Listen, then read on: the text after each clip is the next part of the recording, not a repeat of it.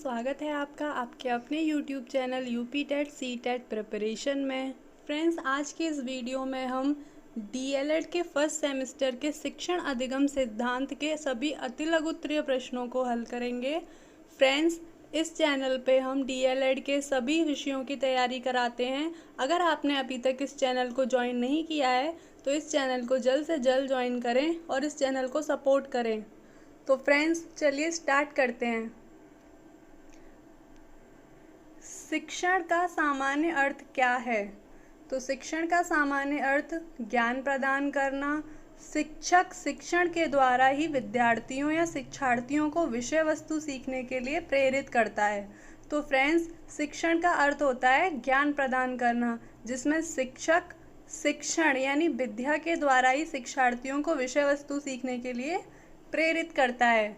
हमारा next question है, शिक्षण का व्यापक अर्थ क्या है?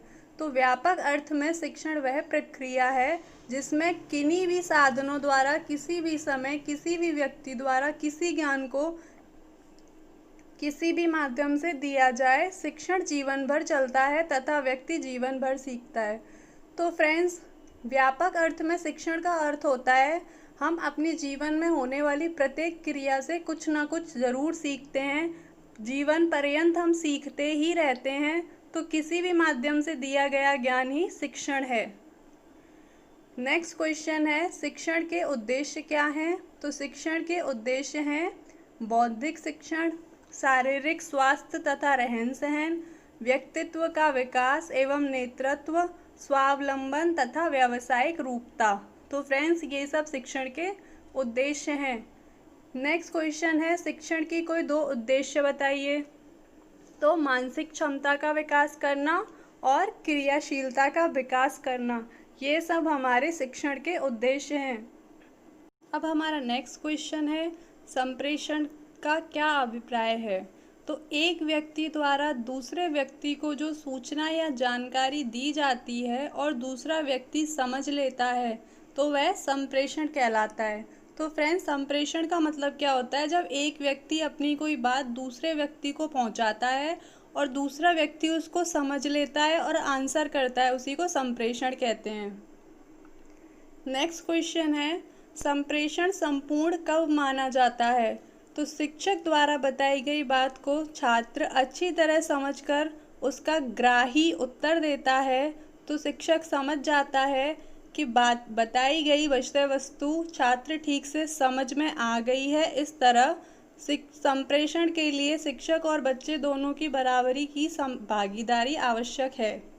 तो फ्रेंड्स, संप्रेषण संपूर्ण जब माना जाता है जब शिक्षक यानी कि प्रेषक अपनी कही हुई बात को यानी संदेश को छात्र, जिसे हम ग्राही समझते हैं, ग्राही तक पहुंच जाती है और ग्राही उसका आंसर करता है, यानी कि छात्र उस बात का आंसर कर देता है। तो ऐसी क्रिया को संपूर्ण संप्रेषण माना जाता है।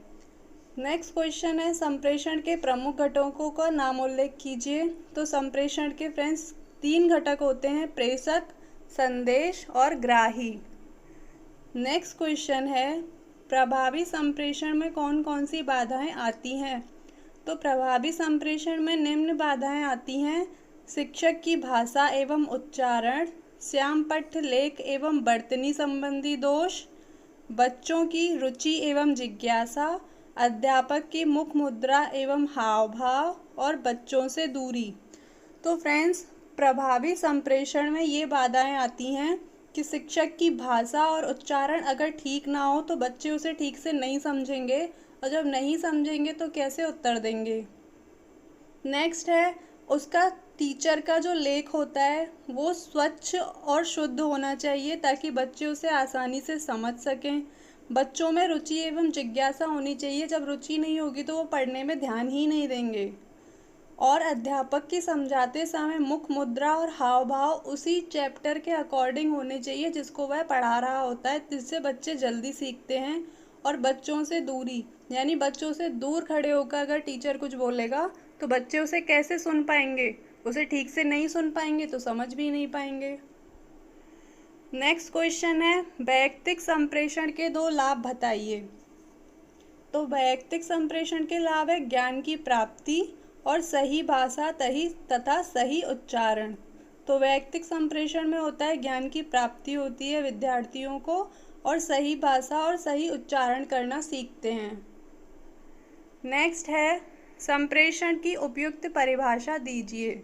तो संप्रेषण एक ऐसी प्रक्रिया है जिसमें व्यक्ति अपने ज्ञान, हाव भाव, मुख मुद्रा तथा विचारों आदि का परस्पर आदान प्रदान इस प्रकार से प्राप्त विचारों और संदेशों को समान तथा सही अर्थों में समझने और प्रेषण करने में उपयोग करते हैं।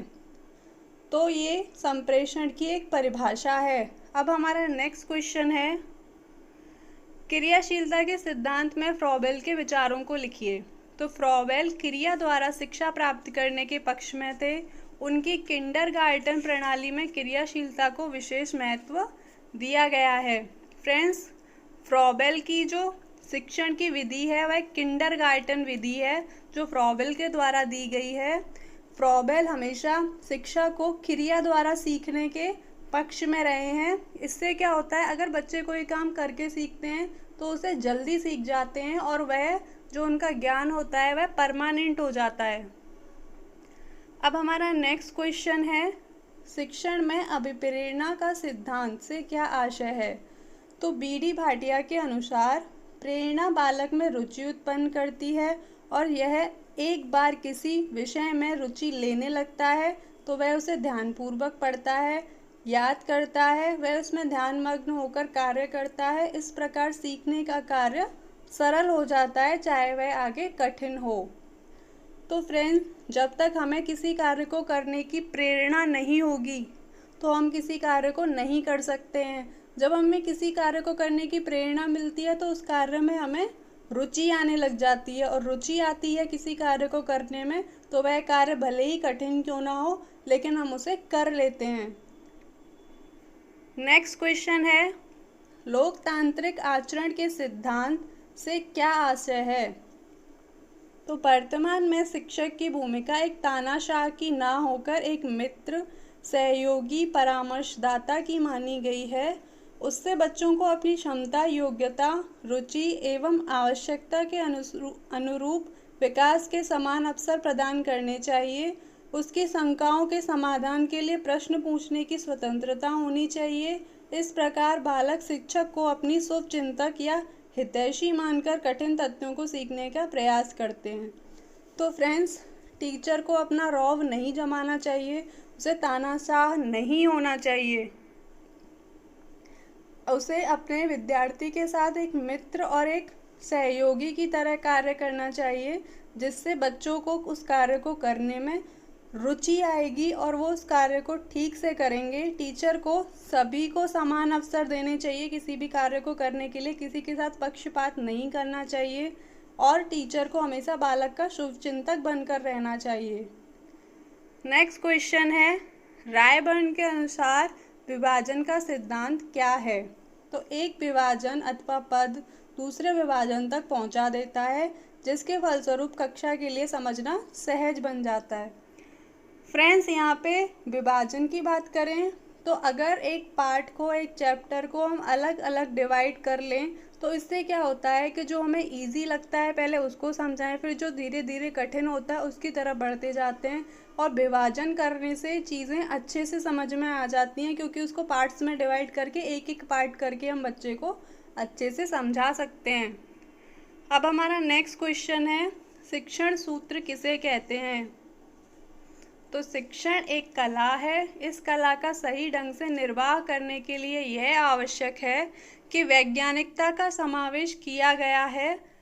शिक्षण कला की वैज्ञानिकता से आशय यह है कि इसके संपादन की विधि को ध्यान में रखा जाए। भिन्न भिन्न शिक्षा शास्त्रियों में शिक्षा देने के लिए बहुत से नियम दिए गए जिन्हें शिक्षण सूत्र कहा जाता है। तो फ्रेंड्स, शिक्षण सूत्र क्या होता है कि शिक्षण की कला को सही ढंग से प्रेजेंट करने के लिए हम शिक्षण सूत्रों का उपयोग करते हैं। इससे शिक्षण की जो विधि होती है वह अत्यंत सरल और बच्चों को समझने में शिक्षण सूत्र बहुत महत्वपूर्ण होते हैं। नेक्स्ट क्वेश्चन है, शिक्षण सूत्र कितने प्रकार के होते हैं। तो फ्रेंड्स, शिक्षण सूत्र कुल 11 प्रकार के होते हैं। अगर इनकी बात करें तो सरल से कठिन की ओर, ज्ञात से अज्ञात की ओर, स्थूल से सूक्ष्म की ओर, पूर्ण से अंश की ओर, अनिश्चित से निश्चित की ओर, प्रत्यक्ष से अप्रत्यक्ष की ओर, विशिष्ट से सामान्य की ओर, विश्लेषण से संश्लेषण की ओर, मनोवैज्ञानिक से तर्कसंगत की ओर, अनुभूत से युक्ति युक्त की ओर और प्रकृति का अनुसरण। तो ये हमारे 11 शिक्षण सूत्र हैं। नेक्स्ट है, शिक्षण के 2 प्रमुख शिक्षण सूत्रों का उल्लेख कीजिए। तो यह है सरल से जटिल की ओर और ज्ञात से अज्ञात की ओर।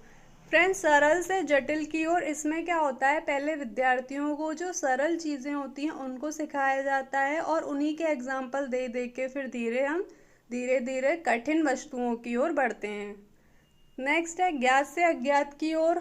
तो इसमें क्या होता है, पहले हम उन चीज़ों को सिखाते हैं जिनको बच्चों को पहले से जिन चीज़ों का अनुभव होता है, उन्हें देखा होता है, वो उन चीज़ों को पहले से समझते हैं, पहले उनके बारे में बताते हैं और फिर धीरे धीरे जिन चीज़ों को वो नहीं जानते उन चीज़ों की ओर लेकर जाते हैं। नेक्स्ट क्वेश्चन है, ज्ञात से अज्ञात की ओर शिक्षण सूत्र किस तथ्य पर आधारित है? तो बालक ने जो कुछ सीख लिया है वही उसको ज्ञात है। इसी ज्ञात या पूर्व ज्ञान के सहारे वह नया ज्ञान प्राप्त करता है। यह शिक्षण सूत्र इसी तथ्य पर आधारित है। तो फ्रेंड्स, आपको आज का हमारा वीडियो कैसा लगा? अगर आपको हमारा वीडियो पसंद आया हो तो वीडियो को लाइक करें, कमेंट करें और हमें कमेंट करके ज़रूर बताएं कि आपको यह वीडियो कैसा लगा। और फ्रेंड्स, इस वीडियो को ज़्यादा से ज़्यादा फ्रेंड्स के साथ शेयर करें ताकि उनकी भी हेल्प हो सके। और अगर आप इस चैनल पर नए हैं तो इस चैनल को सब्सक्राइब करें और बेल आइकन को ज़रूर प्रेस करें ताकि हमारी आने वाली सभी वीडियोस के नोटिफिकेशंस आपको मिल सकें। तो फ्रेंड्स, फिर मिलते हैं नेक्स्ट वीडियो में।